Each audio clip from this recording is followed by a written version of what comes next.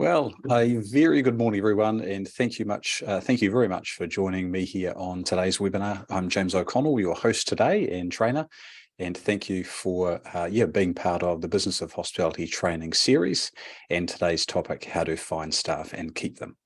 So I've pressed the record button, which sometimes I do forget to do, which means a copy of this recording will be sent out. And if there are people within your team, fellow owners or fellow managers, that you'd like to see this webinar, we'll make sure that we get a link to you and you can share that with them at some stage. And if something happens to you during this webinar and you're not able to see the whole lot, we'll be sure to make sure that you get a copy of this. So thank you for joining me today. We haven't done a webinar for a while, so it's great to be back doing these again. We've had lots of feedback from our community that people enjoy the webinars and the content and the way in which we look at the industry, and we're encouraging us as we get into the new year, which can we believe it's March, to be doing more of these and to sharing more of our expertise. So I'm really glad to be involved, and this is certainly a hot topic, how to find staff and keep them. Now, before we get started, for some of you that have been around in our community, you'll probably recognize that the heading itself is an interesting one, because that is not the language that we would use here at the hospitality company, find staff and keep them. It's not language that is in the way in which we talk to our clients and how we get them to look at their business. But what we did, the reason why we did that heading is because we knew it's the language of hospitality and it's easy for people to understand. So hopefully by the end of today, you might look at this heading in a slightly different way because some of your thinking has changed. So that heading was more a marketing heading than it was the language that we would use. But we'll share that with you as we go by. So let's get into it. So for those of you that don't know me, and there are a lot of new faces here on the webinar today, so thank you for joining us if you're new to our community. I'm James O'Connell. I'm the CEO and founder of the hospitality company, and of more recent time, I've become a co-founder of Moona HR, the new HR software that myself and Catherine Dippy, a client of mine, but also now business partner, we're developing, and we're launching our new HR software next month. So keep an eye out for that. I've been involved the industry for now over 30 years, and 21 of those as a business coach and advisor, working with hospitality business owners across New Zealand and Australia. So I'm really passionate about helping people build great businesses, and hopefully some of that passion will come through for you today. The hospitality company, this is our mission as a company. It's to transform the results of our industry. We teach better business and we grow smarter leaders. We believe that the hospitality industry needs more business in it, and we call that the business of hospitality.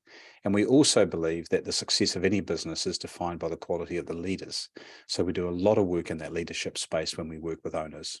And in fact, I would say most of our clients that I've coached over, or Liz and I have coached over many years, but myself over a couple of decades, would probably say that the focus on leadership and changing the way that they've led has been the key to their results. So that's a bit about us before we get into today's topic.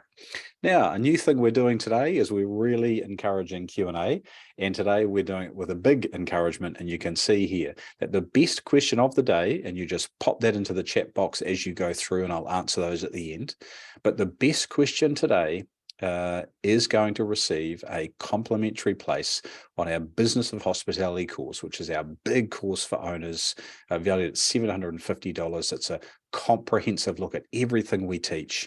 And in fact, for most people that do the course, they get, as a result of that, about the first 3 months of content that we would use for coaching in that course. So it's a really great course. I do host it, so I sort of say that myself, but it is a good course. We've had really great feedback on it. So whoever comes up with the best question today when we do the Q&A, you will be picked as the person who will receive that complimentary place. With your questions, just type them into the chat box below, and as you go, feel free to pop those in. I won't address those when they do come in. I'll wait till the end and address those as part of Q&A at the end. All right, so send them on through. So today's topics, as per the heading, is how to find staff, and point number 2 is how to keep them. So I'm going to break this topic up, these topics up into 2 separately, and I'm going to first deal with the question of how to find staff. So let's have a look at that.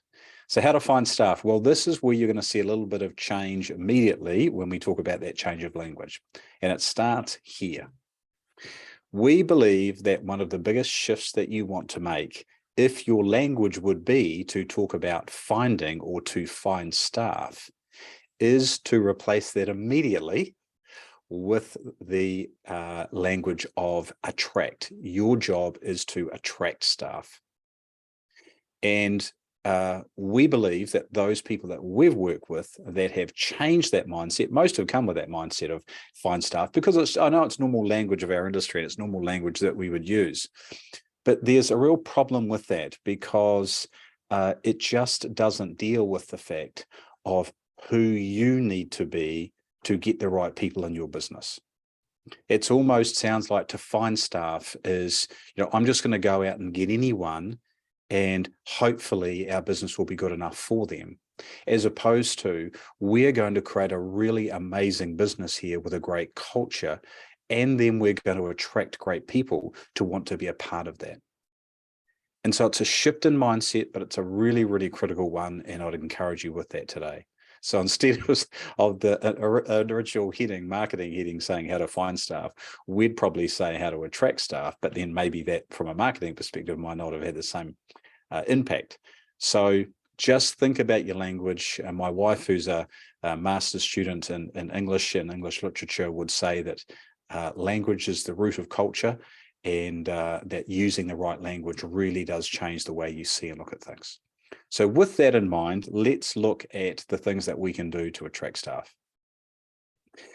The other thing my wife would say to me would be you use a lot of analogies, James, and I do, because they've been pretty powerful over the years, and they seem to have got the people that I've worked with just out of their world, their busy world that they're in, and got them to look a little bit differently about how they do what they do. So my analogy for this first topic today, this first section of how to find staff or attract staff, is going to be an analogy about fishing. I use two main analogies. One is the needle in the haystack, and the two is becoming better at fishing. And today we are going to use the fishing analogy today to get you to think about how to find/attract staff better. So fishing. Doesn't matter whether you are into fishing or not into fishing, everyone knows the basics of fishing. And so we use that as an analogy that everyone can understand. Even if you haven't been, you get the gist of what it's all about. And so looking at fishing, here's a few things that we're going to talk to use the example of attracting staff. First of all, fishing can be tough. And I think you already know that in this very competitive market that we're in right now for employees and to attract great people to your business, it's a tough time. There's lots of reasons for that, but I think it's important to acknowledge that it's tough, and fishing can be really tough too. I like fishing, I enjoy fishing, and lots of days it doesn't end up being the day that you want. So it's important to acknowledge that you're in a challenging time, but what that is going to mean is that you're going to have to be different and have a different approach than perhaps what's worked in the past. And we'll explore that a bit more. But although it's tough, there are things that you can do to increase your chances. So in fishing, there's lots of things you can do, and in attracting great people to your business, there are things that you can do to increase your chances. It's not that necessarily it will be the basket full of fish or the 20 employees, and I mean that's probably not what you're after, but the 3 employees you're going to get in a week. It's not that this will immediately happen, but you want to do things to increase your chances. And to do that, you need to think differently to increase those chances. You can't be doing the same old thing and then turning around and saying, there's no one out there who's wanting to work for my business. There is people that want to work for your business, but are you using methods or techniques or things of the past that have moved on and you haven't developed in your strategies for attracting or finding the people that you want? So let's use this fishing analogy to get us on track to think about this. And it's going to start with this. Is a question, is it time to get better at fishing, to catch great employees? Is this the moment today, as you listen to me and present this to you, where you realize that you need to leave today going, I need to develop a different approach because the one that I'm using or the techniques that I'm using just simply aren't working? So you really need to answer that question, and there, hopefully, that will be the motivation to see you carry on and do what we're going to look at here. Now, if we were fishing, and if it was your first time fishing, here are some fishing tips that I would give you. First of all, know what you're fishing for. What is the particular fish you're actually trying to catch? That's really, really important that you know what you're fishing for. Secondly, once you've decided on the fish you'll catch, you've got to know where those fish are. If you don't know the fishing spots, if you don't know whether it's in the sea or in the lake, because you haven't defined the fish, you're probably going to find yourself in the wrong spot. So it's really important to know who and then where it is that you're going to catch these fish. And then the third fishing tip is know the right bait that you need to use to attract that fish, because not all the same bait works for the same fish. And finally, know the best fishing method. What is the particular method you're using to catch that fish? So if you've never gone fishing before, and I was giving you some fishing tips, they're the ones I would give you about fishing. Now, obviously, it's an analogy, so let's see how this relates to attracting and finding great people to work in your business. So we relate it to hiring. It's the same. First of all, tip number one, know who you are looking for. Get very, very clear about the profile of the person you're looking for. What are the values in that person? What are the belief systems you'd want them to have? What are the skills and knowledge that you need them to have to fit into your culture and into your business? Know that first. Because then, question number two, to know where they are, you'll know where you need to go fishing based on who it is that you're trying to attract. Thirdly, know what they're attracted to. Once you know who they are, it's really so much easier to define the bait that you need to use to catch them. And finally, know the best way to contact them, that once this is working and once you are putting the right messages out there, know where they are and know the ways to contact them so that you can engage with them in a way that will see them want to join your business. So we're fishing, but this time we're fishing for great people. So a couple of questions here regarding the bait, which I think is really important. What bait are you using? Well, here, sadly, is what I see too much when I look at what people are doing out there in the industry. They are simply throwing hooks in the water without any bait that is going to attract that great person into their business. What do I mean by that, of hooks in the water without any bait? Well, I'll give you an example. I've spoken about it a couple of weeks ago on our Facebook page, our community page, and that is the lack of quality ads. If you go onto Seek, if you go onto Trade Me, if you go onto Backpacker Board, if you go onto Student Job Search, I continually see ads for hospitality staff, for hospitality employees, that although they have put it out there, e.g. they've thrown the line into the water and the hook is on the end of that line, there is simply no bait. There is nothing in the ad that is going to attract people, or a person to that hook. It's not the hook that's attractive, it's the bait. And what I mean by that is ads that are just very, very boring, really not inspiring or exciting. And then people wonder, why are people not applying?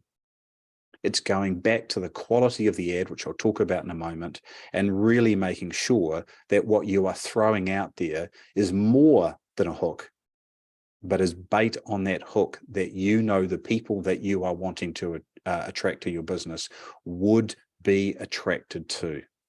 And that's why I talk about knowing who it is that you want to attract, because in fishing, you choose the bait based on the fish that you're trying to catch. And this is what's not happening enough in the industry, is we're just not getting smart enough about communicating directly to that type of person that we want. So if you find yourself, and look, I understand in a really busy world of running your business that sometimes you put your ads on rinse and repeat, and you're not crafting those ads because you're busy or you're tired. But what I can say to you is on many occasions, if you're not improving that ad, you are simply wasting your time. And you'll be putting that hook into the water and wondering why nothing is biting, because you just simply didn't take the time in the first place to bait it properly, where that fish, where that talented employee would want to grab it, because you're just not presenting an exciting enough opportunity. So rather than looking like that, we need you to get creative. We need you to really craft whatever it is that you're doing, whether it be ads or Facebook posts or whatever it is you're doing, and we'll talk about that a bit more in a minute, really getting creative and making sure there is a bespoke approach to your advertising, because remember, we've already decided what we're trying to catch here. We know what to use, because, and these are lures. We know how to use or create the right lure in the case of catching these trout or salmon or whatever this might be. We've designed it to catch what we need to be catching.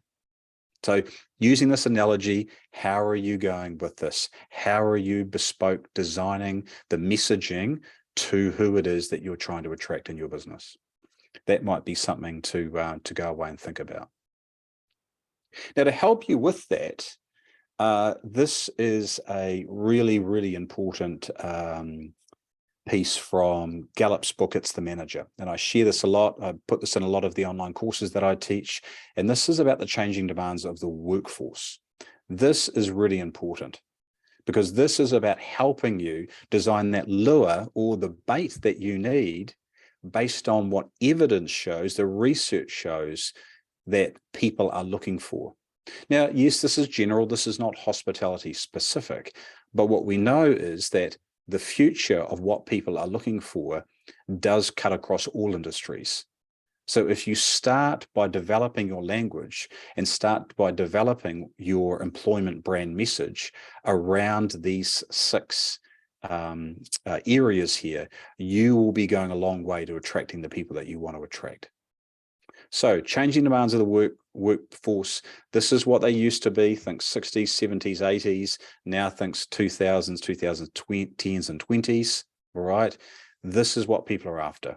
They want to know that the business that they're going to apply for a job with, number 1, has a clearly defined purpose. Number 2, is committed to the employee's development. Number 3, has a culture of coaching as opposed to just a boss culture. That there's ongoing conversations and support as opposed to annual reviews.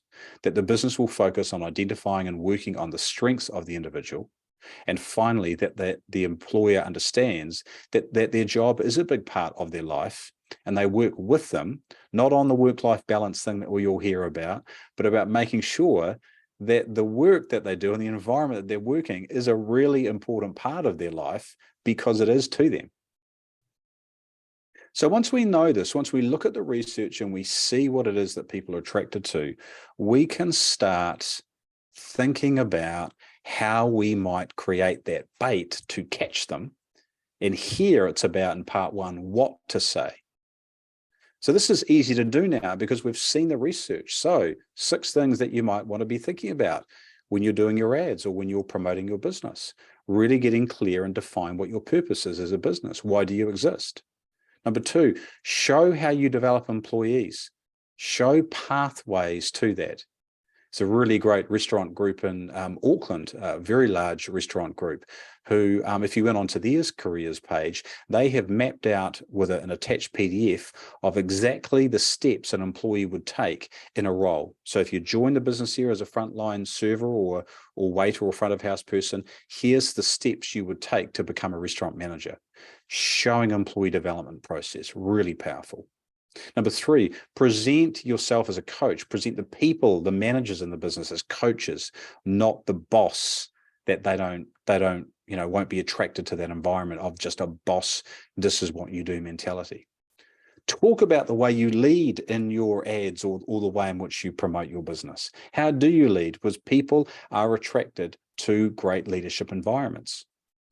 Number 5, talk about that you're a strength-based environment, that you love identifying the strengths of that individual and helping them bring more of those strengths, of their own strengths, into the workplace so that they can maximize their ability and maximize their output by focusing on their strengths.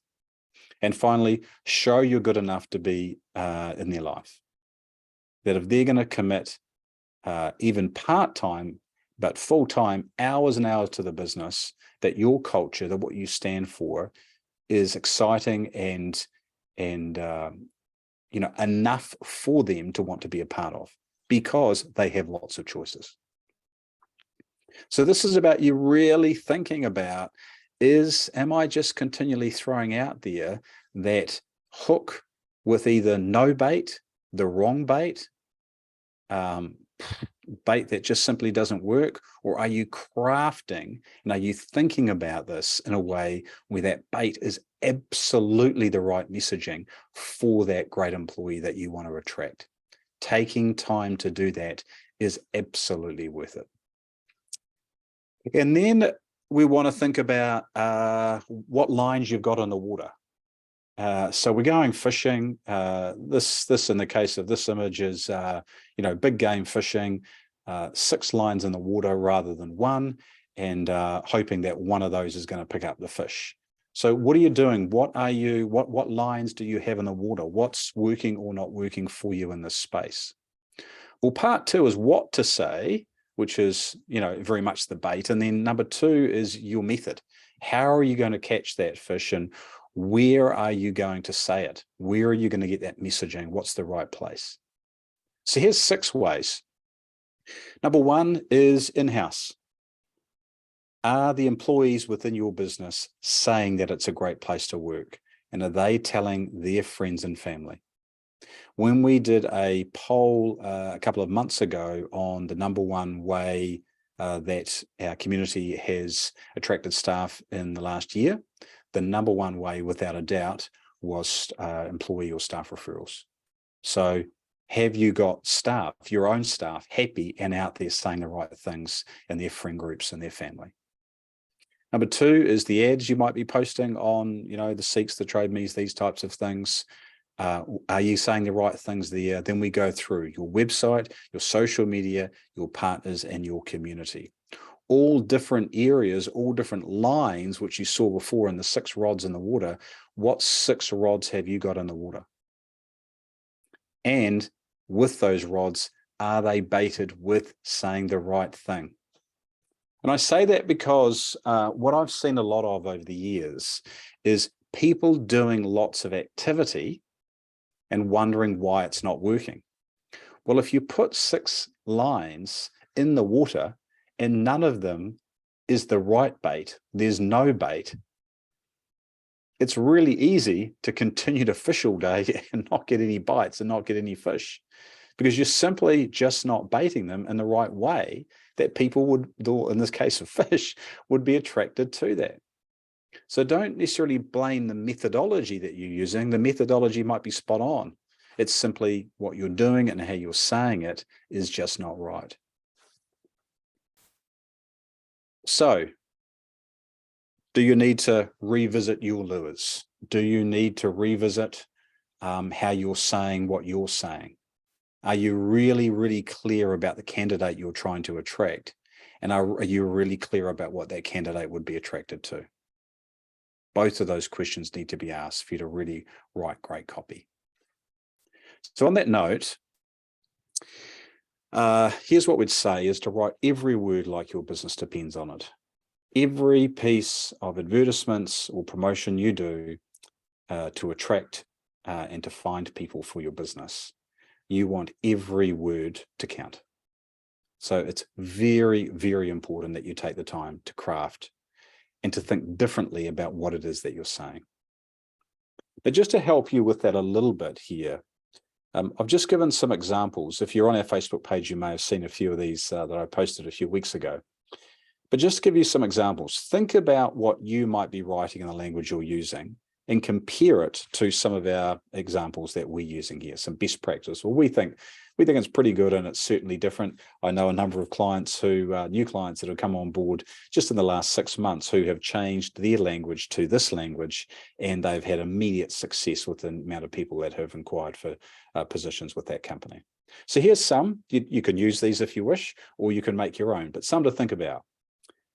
Number 1, competitive remuneration with a pathway to increased earnings. Now, see, that sounds very, very different than just simply a bullet point that says, competitive wages. That's it. But competitive remuneration with a pathway to increased earnings. I know that one line there, I was speaking to a client of mine down in Te Anau about a month ago, that one line that they put in their updated advertisement that they'd put, it was that one line that the manager was, the future manager was attracted to. Number 2, we invest in our people.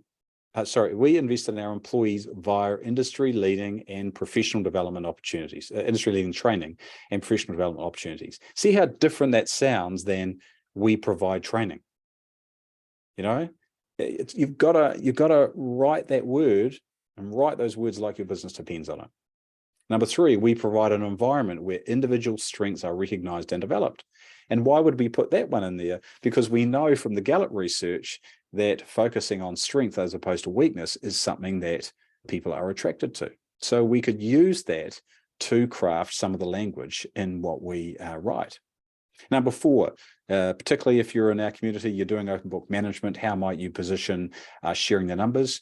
We teach the numbers of our business to all employees so they feel engaged and informed. We know that people in the hospitality industry have been left out of the informed bit forever. And we can tell you from our experience working with all the clients that we work with, is that when they create an open book environment, when they are informing employees on how the business is going with some critical numbers and sharing those, that the business and the culture just improves out of sight. Now, if you're not doing those things, you wouldn't be able to put that fourth one on. And it's not so much about necessarily whether you are or aren't today. This is really just about showing you writing things in a different way. And so I'd really encourage you after today's webinar is to go back to your ads, look at what you are saying, and really ask the question, have I developed copy, wherever that copy may be, in a way like my business depends on it? Because if you're not attracting the talent that you want, changing your language, changing the copy, changing what you write, we know it to be true, will have an enormous impact on the level of inquiry that you get from any advertisements that you do. We've seen it immediately. We've seen people change to this type of copy from what they've had. A new client comes in, they change their copy, and 3 weeks later, they've turned around and gone, oh, we cannot believe the amount of people that have applied, simply because they changed their language. So really, really craft that, okay? And ultimately, what we want to do with all of that is we want the rod to look like this. We want a really, we want to catch really big fish. We want to be, we want to be in the game. We want to be catching exactly what we're after in the right place, using the right strategy. You can catch the people that you want, the great people that your business needs to thrive. So hopefully that gives you some insights using that analogy of fishing. And that's a starting point for you to think about and maybe have a refresh at how you're currently doing it. So now we're going to move on to part 2. Just watching the time, this will be a little bit shorter here. Topic 2, how we keep them. Well, again, that language of keep them would not be our language, but it's a language we use for our marketing. We would say to keep them, you must grow them. Every bit of research that I can find on employee retention is about growing them. Even Gallup themselves, who talked about attract, train, retain, changed that to attract, train, and grow. They've got rid of the word retention and replaced retention with growth. So I can tell you this again from experience because of all the people that we work with. When I look at the clients who have had significant retention, particularly of managers and supervisors, which is key, but all staff are key, but if we just focused on that, I can tell you there's a direct link between the way in which that client has grown and developed that employee and the length of the time that they have been in the business. They're staying because they're growing. So rather than holding on to that employee so they don't leave, it's the opposite. It's to open them up to opportunity of growth. That's why they stay. So let's look at that a little bit further. So it's really about, or a part of this is really about having a refresh look at what we call EX or employee experience. So that's the name that's given to that. And really thinking about how well you're doing that pathway of employee experience. So we attract, we hire, we onboard, we engage, then we're getting into perform, develop, and depart. When I show this to most clients that I work with, they get a bit squirmy because they look at this and go, oh, we sort of stop at 4, James. And in fact, some of them say we don't even get to 4. We just simply onboard them and then it's just work. And that's okay. That's about identifying where they are to know where they need to progress. So, that's normal. So where are you at? Are you really good at getting people right through to 6? And if you're not, then here's the bit that you need to focus on when it comes to the way to keep these people is to get to 5 and 6 and make sure that the culture of your business has a high level of performance in terms of encouraging and supporting performance. And number 6 is to develop your employees and really thinking about systems that you can put in place to ensure that performance and development is happening. So hopefully that makes sense. So do a bit of a review when you get off this and say, where do we take people to? They tend to go from 3 to 7. Well, we don't want to be doing that. We want to go through that pathway and we want to put all of the 6 and 7 in place. All right. So let's look at that a bit further. So grow staff part 1. So what do we want to grow? I mean, we talk about, you see grow there, but what grow are we talking about? Well, here's 5 areas that we think you want to be thinking about and going away when you're doing a bit of an audit of how good you are at growing your people. So number 1, grow their understanding of the job that you've employed them to do. You want them to improve and get better at that job. Now we're talking about over time, not immediately. There will be times, it takes time to grow, but that's a really important part. Of course, you've hired them to do a job and you want them to be doing that well, but that's not enough. That's not enough to retain really good people. So secondly is to grow their understanding of the position that they're in. So they've got a job, but you employ them for a position. And how could you help them to grow and get better at that position? Well, I know part of that is to help them with their job, but part of that is to think about their role in the context of their position. And how might they improve that? What are the areas they would need to improve? As opposed to just hiring them for a position and after 2 years, not doing anything. I spoke to a hospitality business owner earlier this year. Their manager had been with them for 12 months. And when I asked, have you done anything to improve them in the position that they hold after 12 months? The owner said, I've done nothing. And, that is when people start thinking about, look, I don't know if this is right for me because, I'm not growing, I'm not developing. So that's number 2. Number 3, grow their understanding of the business. That's really important because we want to make them more valuable to the business. And for them to be able to do that, they need to understand the context of the business. So that's where things like open book management would come in, where you start teaching them some of the financials. Number 4, you want to grow their remuneration. You want to make them become more valuable. So, if they've been with you for 2 years and they're still on the same, salary, wage, remuneration package they're on when they started, you might look at that as saving wages. But I guarantee you that if they're not developing, their remuneration isn't developing in some way, they're closer to leaving than they are to staying. And then finally, it's about grow their career opportunity. Might have heard this before if you've been on some of my webinars before, but Jim Rohn talks about employee development. You get paid for the value you bring to the marketplace. If you want to earn more, you have to become more. And so as a business owner, what I hope that you're doing is helping develop your employee through all of these ways that their career opens up for them, both in your business because opportunities present themselves, but also their future career opens up.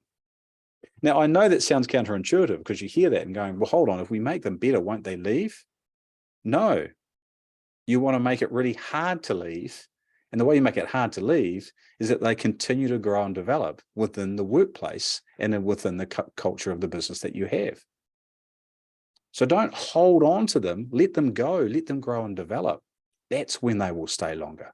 And we've seen it time and time again. And then to do that growing,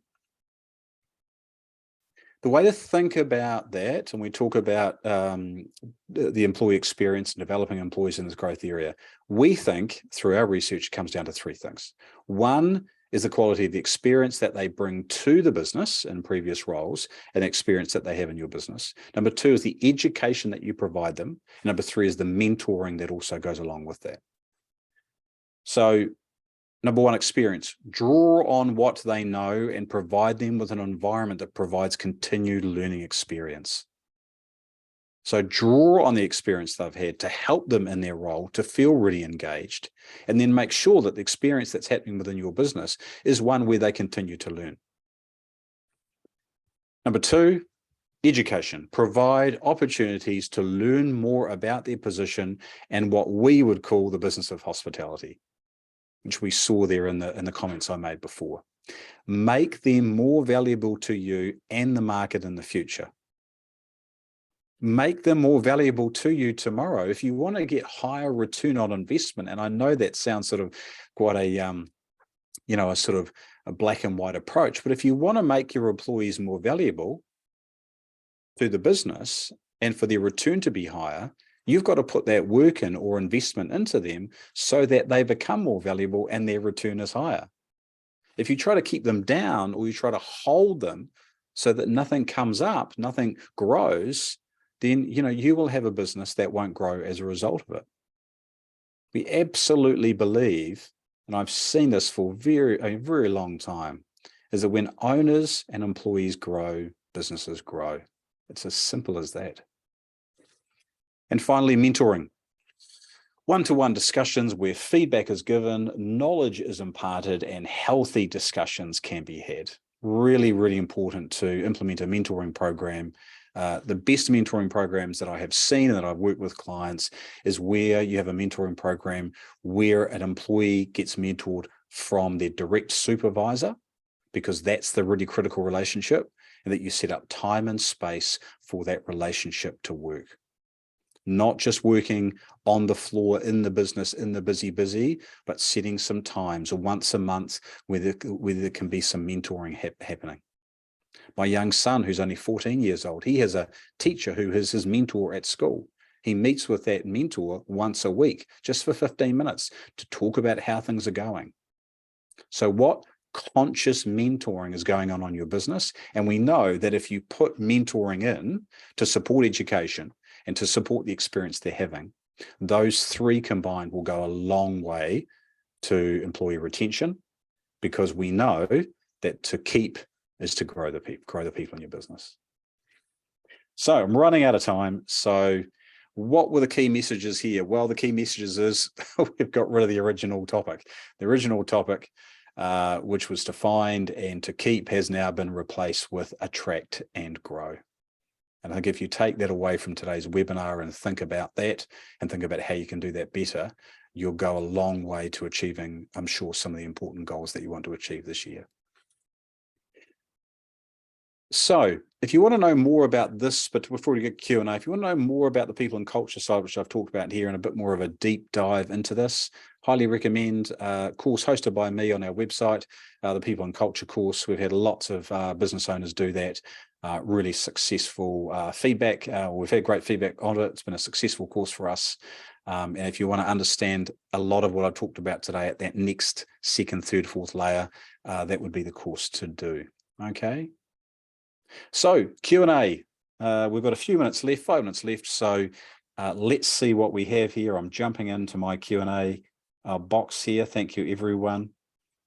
Right, so first question is, what is the best way to navigate keeping staff in hospitality who aren't eager for weekend work? Well, great question. Thank you, Taylor, for the question. So, this goes back to that original point of when we talked about the fishing, is who is the profile of the person we are trying to attract?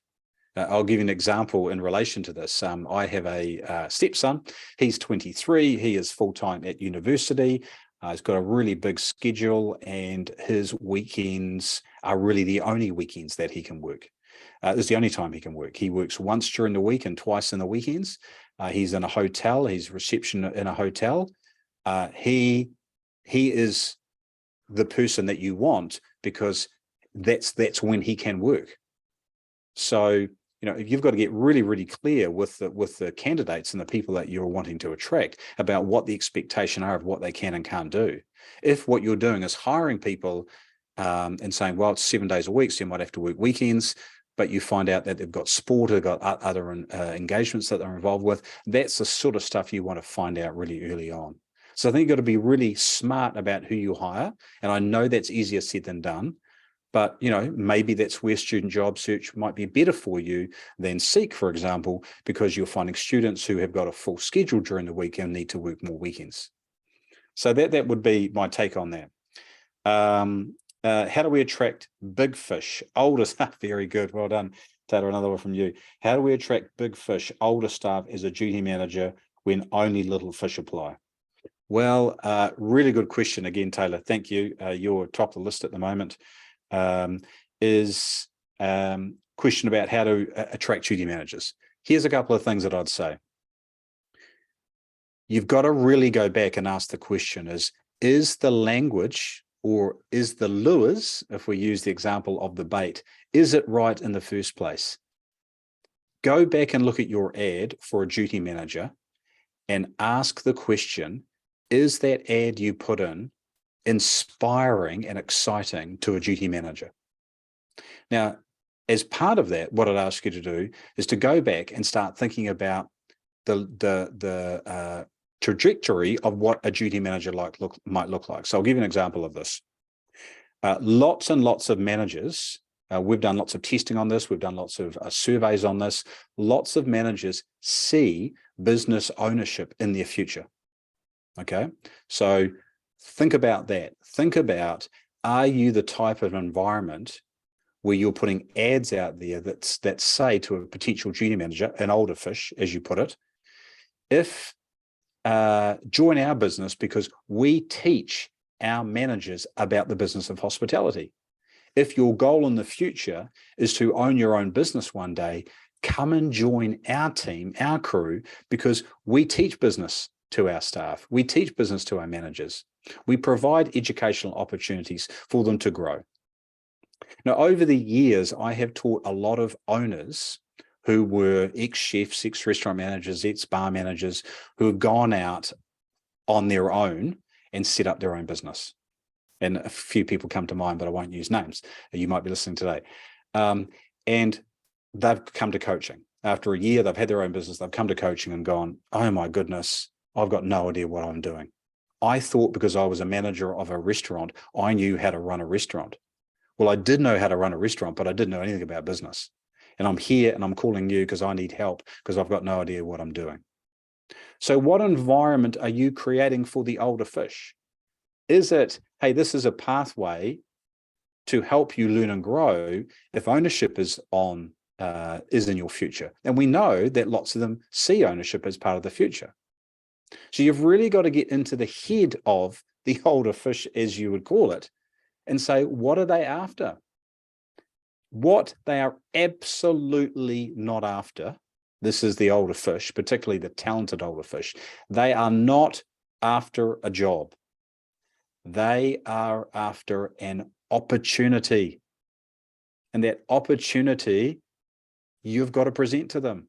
One that grows them, one develops them, one that even might provide opportunities. We've got a number of our clients who now have managers as business partners, but 5 years ago, that manager came in not as a business partner, but to this business because they knew this business was a business that was going to help them grow and learn. And the owner has done such a great job of mentoring the manager. They've made them such a great manager and business person as a manager that they've gone into the business with them on a project. So is that what you're creating? If you're not creating an inspiring opportunity for the older fish, you just simply won't get the candidates. And one point on that too, there, Taylor, we've got a couple of questions, Taylor, sorry, to get through, is the comment of this. Just because people are not applying to your ads does not mean that people are not looking. Research shows by Gallup that 50% of all people in the market are looking or considering a change in their jobs. So the question I would ask you to ask yourself is not, why are we not attracting the big fish in terms of, are they not out there? They are out there, but are you creating an opportunity, and are you writing copy, and are you crafting that language like the business depends on it in a way that is exciting to the big fish to want to apply? You don't see how many people don't apply. You don't see how many people look at your ad and go, oh no, that's ordinary. And you don't want that. You don't know the stat, but you don't want it to be that case. You want it to be, this is a fantastic opportunity. I'm definitely going to apply. So look in the mirror first before you look outside and look at other things. And look, just getting through the final question because I know time's up. We look at hiring someone. We often do a trial shift. Sometimes we find that someone has the technical skills but do not fit the culture of the venue. What is the most appropriate way to let them know that they won't be getting the role despite potentially obvious skill? Well, really good question, Talitha, on that. Look, it is. I love the quote from Danny Meyer from Union Square Hospitality Group: "Hire hard so that you can lead easy." Yeah, it is very, very important that what you stand for is out there as early as possible in the recruitment process or the hiring process. So a couple of things I'd say. Number one, what it is that you're looking for should be very, very clear on your website. What you're looking for should be really, really clear in the advertisement. What you're looking for should be really clear to the candidate, that even if you bring them on for a trial, that they are clear what you are looking for, both in terms of skills and behavior and beliefs and values. And then what happens is, because you've been so clear about the values, beliefs, and the behavior you're looking for, if you don't end up getting that or not seeing that, trust me, it will be clear when you say to the candidate, sorry, you're just not the right fit for us, because you have been clear about what you're looking for, when they turn around and go, oh yeah, I sort of get that. But what happens is that most hospo businesses don't present those values or their beliefs and position that properly at the beginning of the process. And therefore, the employee or the potential candidate only thinks that skill or knowledge of hospitality is the reason why they would or would not get the position. And therefore, when they don't get the position, they go, well, I can work behind a bar. I know how to carry plates. Because it wasn't emphasized to them at the beginning, right at the beginning, in the ad, on the website, in the even at the start of the trial shift, this is what we're looking for. So the more you communicate up front, the easier it is to communicate to someone if they don't fit, that they don't fit. And what my experience and our experience has been as a company is that people understand that better. So be clear up front about expectations, easier then to follow up with saying, look, it's just not the right fit. Okay, I have gone over time and I apologize. Thank you very much for hanging on in there. And I will, Taylor, I'm going to give you the prize here for the Q&A. 3 questions from you. Thank you very much. And we'll contact you about that. So I just wanted to say a huge thank you on behalf of the Hospitality Company for joining me today for this webinar. If you've got any follow-up questions to what I've talked about today, please drop me an email at james@thehospitalitycompany.co. And if you've got any feedback, whether it was good, whether you enjoy the content, or whether we can do it better next time, please feel free to reach out. Really love the feedback. It really helps us craft what we do and make sure that we're giving the industry what they need. And remember, if you'd like to know more on this, have a look at the People and Culture course on our website. It goes into a deep dive of what we've talked about today. Thank you for your attendance. We will send you out a copy of the recording, and have a great rest of the week. Thank you on behalf of myself and the team here at the Hospitality Company. See you soon.